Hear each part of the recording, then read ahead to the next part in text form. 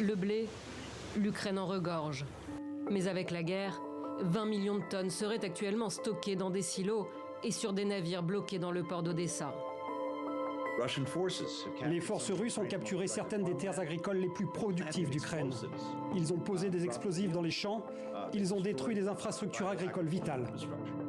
Washington, Kiev, mais aussi Bruxelles accusent également Moscou de voler les céréales des territoires occupés pour les revendre à son profit.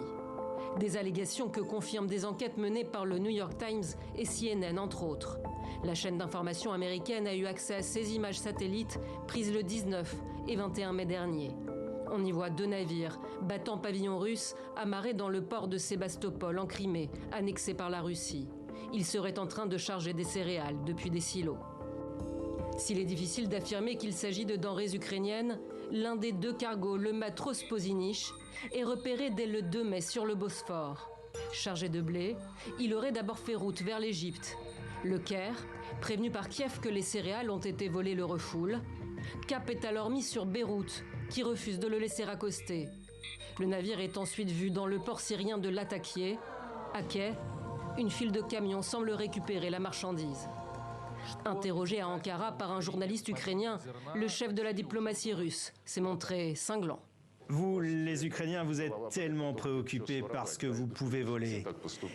Et vous pensez que tout le monde pense comme ça. Je vais te répondre.